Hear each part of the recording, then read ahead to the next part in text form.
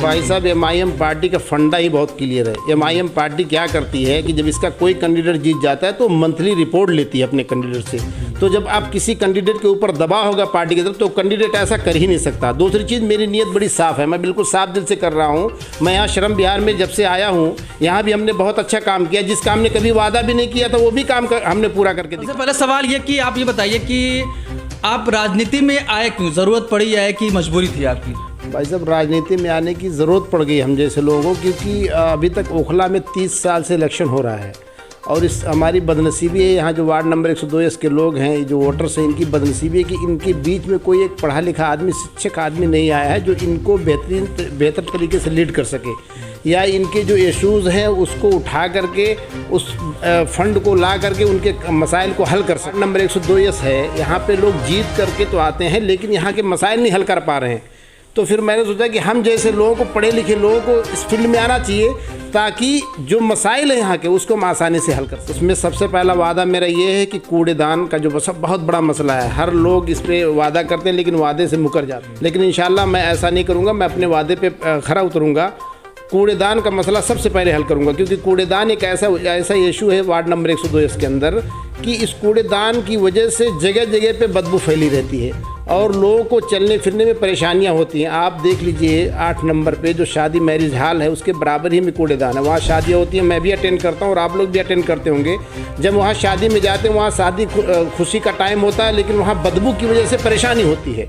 तो ये बहुत बड़ा इशू। इंशाल्लाह इस वादे को मैं वादा कर रहा हूँ इसको 100% इंशाल्लाह कंप्लीट करूँगा जीतने के बाद। दूसरा बहुत बड़ा मुद्दा ये है कि पब्लिक टॉयलेट जो गवर्नमेंट की तरफ से योजना आती है कि मुसाफिरीन के लिए टॉयलेट बनाए। तीसरी बहुत बड़ी चीज़ मैं आपको बताना चाहूँगा कि पूरा वार्ड 102 जो यहाँ से श्रम विहार से लेकर के ओखला गाँव तक है, बड़ा वार्ड है। इस पूरे वार्ड के अंदर एक भी MCD हॉस्पिटल नहीं है कि अगर आपको रात बिरात कोई परेशानी आए तो आपको भाग के दूसरी जगह पे जाना पड़ता है। अच्छा, आप बड़े बड़े वादे तो कर रहे हैं, कहीं आपके ये वादे प्रधानमंत्री नरेंद्र मोदी जी की तरह नहीं रह जाएंगे? 15 लाख का वादा उन्होंने किया था कि आप हमें सत्ता में लौटाओ, हम ये करके दिखाएंगे। नहीं, ऐसा तो नहीं होगा कि धोखा हो जाएगा? नहीं। TV 14 भारत में आपका स्वागत है। मैं असरार अहमद। दिल्ली में MCD का चुनाव होना है और शाहीन बाग के इलाके में ओखला का जो विधानसभा है उसमें लगातार गंदगियों के अंबार हैं। बहुत जगह ऐसी जगह है जहां पर कूड़ा फेंका जाता है लेकिन नहीं उठाया जाता। तो नेताजी ने ये एक वीडियो मैंने इनकी देखी कि इन्होंने कहा कि अगर हमको लोग जिताते हैं तो हम 1 महीने के अंदर वो कूड़ा हटवा देंगे और भी बहुत सारी सुविधाएं देंगे। हम जानने की कोशिश करेंगे नेताजी से ही। सबसे पहले आपका स्वागत है महमूद खान जी TV 14 भारत में। अस्सलाम वालेकुम रहमतुल्लाहि व बरकातुहू। शुक्रिया भाई। सबसे पहले सवाल ये कि आप ये बताइए कि आप राजनीति में आए क्यों, ज़रूरत पड़ी है कि मजबूरी थी आपकी? भाई साहब राजनीति में आने की ज़रूरत पड़ गई हम जैसे लोगों को, क्योंकि अभी तक ओखला में 30 साल से इलेक्शन हो रहा है और इस हमारी बदनसीबी है। यहाँ जो वार्ड नंबर 102 के लोग हैं, जो वोटर्स हैं, इनकी बदनसीबी है कि इनके बीच में कोई एक पढ़ा लिखा आदमी, शिक्षक आदमी नहीं आया है जो इनको बेहतर तरीके से लीड कर सके, या इनके जो इशूज़ हैं उसको उठा करके उस फंड को ला करके उनके मसाइल को हल कर सके। तो हमने देखा कि इस ओखला विधानसभा के अंदर जो वार्ड नंबर 102 है, यहाँ पे लोग जीत करके तो आते हैं लेकिन यहाँ के मसाइल नहीं हल कर पा रहे हैं। तो फिर मैंने सोचा कि हम जैसे लोगों को, पढ़े लिखे लोगों को इस फील्ड में आना चाहिए ताकि जो मसाइल है यहाँ के उसको हम आसानी से हल कर सकें। अच्छा, अगर आप ये उम्मीद रखते हैं लोगों से कि आपको वोट करें तो क्यों वोट करें, आप क्या करेंगे उनके लिए? ऐसा इंशाल्लाह मैं वादा करता हूँ कि वोटर्स यहाँ हमें सपोर्ट करते हैं और अब मैं इलेक्शन जीत के आता हूँ तो मैं जो 3-4 वादे कर रहा हूँ यहाँ की पब्लिक से, इंशाल्लाह इसको सबसे पहले पूरा करूँगा मैं। उसमें सबसे पहला वादा मेरा ये है कि कूड़ेदान का जो बहुत बड़ा मसला है, हर लोग इस पर वादा करते हैं लेकिन वादे से मुकर जाते हैं। लेकिन इंशाल्लाह मैं ऐसा नहीं करूँगा, मैं अपने वादे पे खरा उतरूँगा। कूड़ेदान का मसला सबसे पहले हल करूँगा, क्योंकि कूड़ेदान एक ऐसा इशू है वार्ड नंबर 102 के अंदर कि इस कूड़ेदान की वजह से जगह जगह पे बदबू फैली रहती है और लोगों को चलने फिरने में परेशानियां होती हैं। आप देख लीजिए 8 नंबर पे जो शादी मैरिज हॉल है उसके बराबर ही में कूड़ेदान है। वहाँ शादियाँ होती हैं, मैं भी अटेंड करता हूँ और आप लोग भी अटेंड करते होंगे। जब वहाँ शादी में जाते हैं, वहाँ शादी खुशी का टाइम होता है लेकिन वहाँ बदबू की वजह से परेशानी होती है। तो ये बहुत बड़ा इशू। इंशाल्लाह इस वादे को मैं वादा कर रहा हूँ इसको 100% इंशाल्लाह कंप्लीट करूँगा जीतने के बाद। दूसरा बहुत बड़ा मुद्दा ये है कि पब्लिक टॉयलेट जो गवर्नमेंट की तरफ से योजना आती है कि मुसाफिरीन के लिए टॉयलेट बना जाए आप फॉर एग्जांपल आप श्रम विहार से निकल करके आपको ओखला गांव जाना है, आपको कहीं रास्ते में ज़रूरत पड़ गई टॉयलेट की, तो आप कहीं नहीं जा सकते। आपको उसके लिए मस्जिद का दरवाज़ा खटखटवाना पड़ेगा, मस्जिद के अंदर जाना पड़ेगा। अगर मस्जिद इत्तेफाक से बंद है तो आप परेशान होंगे। तो मुसाफिरीन के लिए जगह जगह पे टॉयलेट होना चाहिए इस वार्ड के अंदर।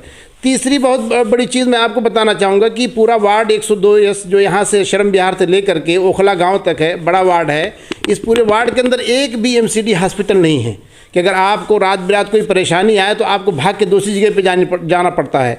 अगर MCD हॉस्पिटल आपके वार्ड के अंदर रहेगा तो आप इजीली वहाँ जा करके बाई वॉकिंग, फैमिलीज़ हैं आपके यहाँ, लेडीज़ हैं, औरतें हैं, महिलाएं हैं, उनको बाई वॉकिंग जा करके अपना ट्रीटमेंट करा सकती हैं।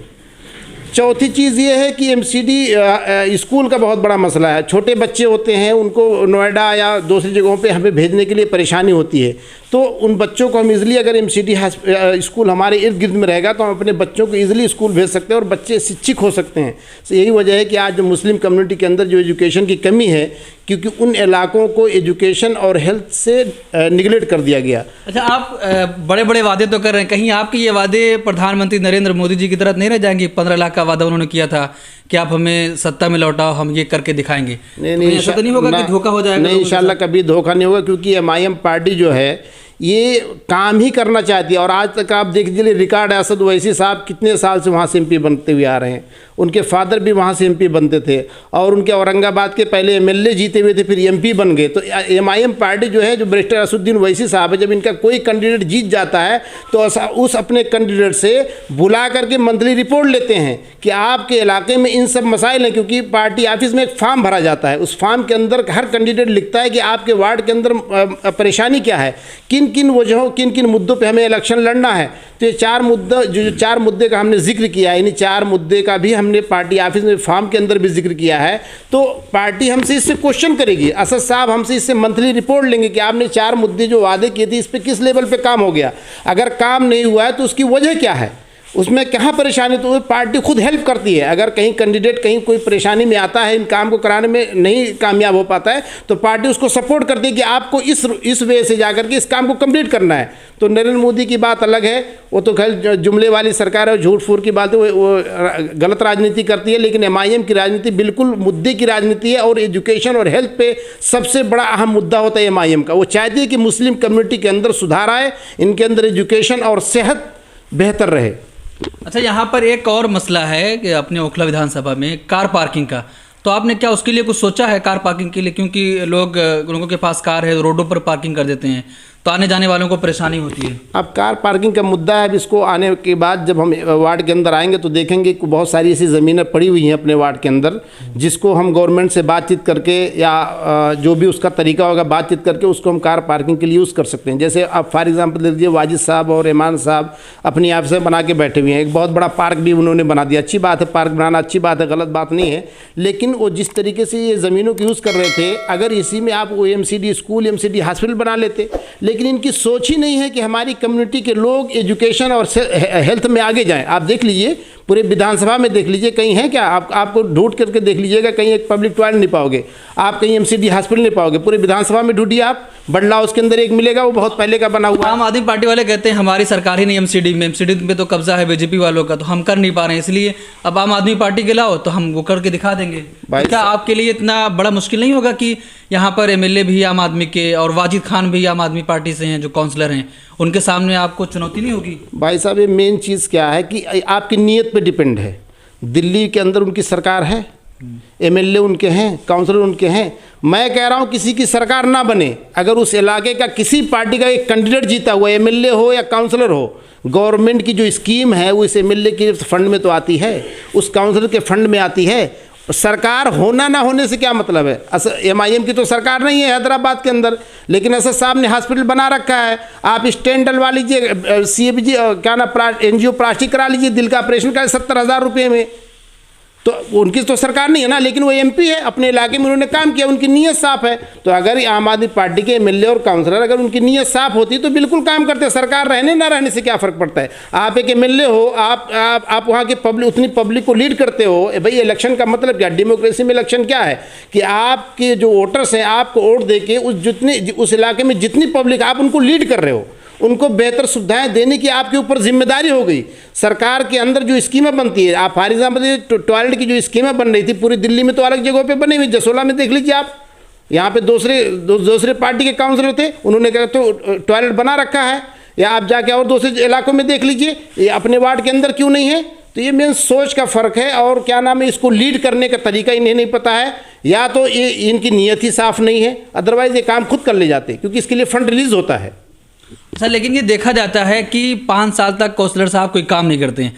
जब एमसीडी का चुनाव नज़दीक आता है, अगर आप अभी जाएंगे इलाके में तो जगह जगह रोड खुदे पड़े हैं, गलियां बन रही हैं, तो क्या आप भी ऐसा करेंगे कि आपको अगर जिता दिया जाए तो 5 साल तक कोई काम नहीं करेंगे? जैसे चुनाव का वक्त आएगा, जिस साल चुनाव होगा, आप भी मैदान में आ जाएंगे काम करने? भाई साहब, एमआईएम पार्टी का फंडा ही बहुत क्लियर है। एमआईएम पार्टी क्या करती है कि जब इसका कोई कैंडिडेट जीत जाता है तो मंथली रिपोर्ट लेती है अपने कैंडिडेट से। तो जब आप किसी कैंडिडेट के ऊपर दबाव होगा पार्टी की तरफ, तो कैंडिडेट ऐसा कर ही नहीं सकता। दूसरी चीज़, मेरी नीयत बड़ी साफ़ है, मैं बिल्कुल साफ दिल से कर रहा हूँ। मैं यहाँ श्रम विहार में जब से आया हूँ, यहाँ भी हमने बहुत अच्छा काम किया। जिस काम ने कभी वादा भी नहीं किया था, वो भी काम हमने पूरा करके दिखाया है। तो इंशाल्लाह जनता को मेरे ऊपर भरोसा है, और मैं भी लोगों के ऊपर भरोसा करता हूँ कि इंशाल्लाह मुझे सपोर्ट करेंगे और झाड़ू को इस बार साफ कर देंगे और पतंग ही पतंग की विजय बनाएंगे।